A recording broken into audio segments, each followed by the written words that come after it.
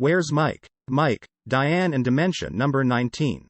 Kubler-Ross labeled anger as her second phase of grief. Charles Spielberger, a psychologist who specializes in the study of anger, defines it as an emotional state that varies in intensity from mild irritation to intense fury and rage. Like other emotions, physiological and biological changes accompany it. Your heart rate and blood pressure go up. Hormones such as adrenaline and noradrenaline produce energy. Both external and internal events cause anger. Other people cause anger. Your coworker, boss, a driver who cuts you off, the cop who gives you a ticket when you foolishly speed after the culprit, etc. There are also external events such as a traffic jam or a cancelled flight. Internal anger arises by worrying or brooding about personal problems. Traumatic or enraging events trigger angry feelings. I can get angry about events that happened years ago. Anger can frequently be a good thing. It's a way to express negative feelings or motivate you to find solutions to problems. Unfortunately, the natural way to express anger is to respond aggressively. Anger is a natural, adaptive response to threats. It arouses powerful feelings and behaviors. This allows us to fight and to defend ourselves when attacked. A certain amount of anger is necessary for survival. But excessive anger causes problems.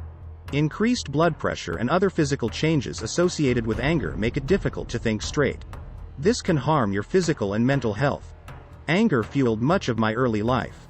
In contact sport like football and hockey, it made me dangerous to play against. I was not into play because of my dysfunctional upbringing. Sport was a deadly serious affair. I had to win, and my opponent knew that when he encountered my heart of darkness on full display. Dementia is a foe that I can't beat no matter how angry I get. When individuals recognize that denial cannot continue, they become frustrated. Why me, they wonder. It's not fair, they think. Some lash out at loved ones, medical staff, and other family members. I have experienced this anger lately, the old emotion that fueled my youth. Early on when I was teaching, I rigged up a huge football blocking dummy in the weight room at school and another in my garage. I attacked those makeshift punching bags with so much fury, I had to purchase gloves to preserve my fists. I can't do that now.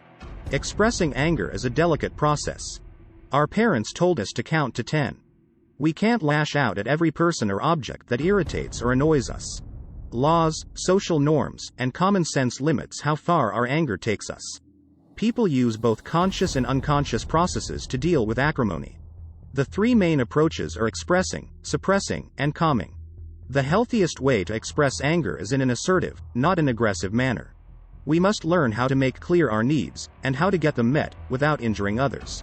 Being assertive doesn't mean being pushy or demanding. It means being respectful of yourself and others. Another technique is to suppress, and then convert it or redirect anger. The aim is to inhibit your anger and convert it into constructive behavior. However, this mode is dangerous because if it isn't allowed outward expression, anger turns inward on yourself. This causes hypertension, high blood pressure, or depression. It can lead to pathological expressions of anger, such as passive-aggressive behavior or a cynical and hostile personality.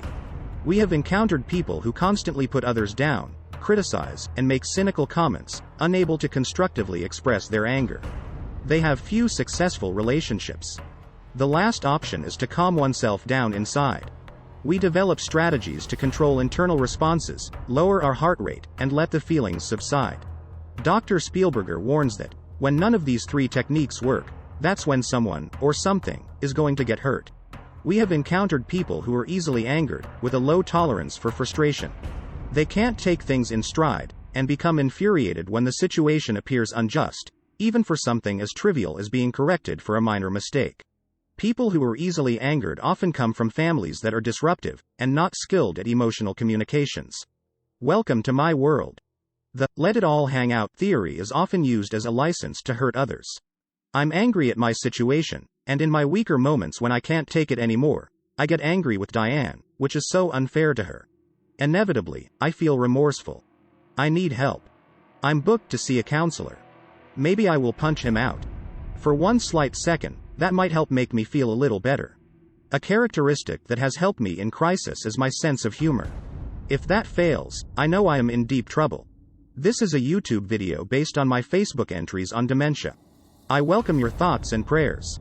If you are engaged in similar struggles, I also welcome your likes and suggestions. Thanks for watching.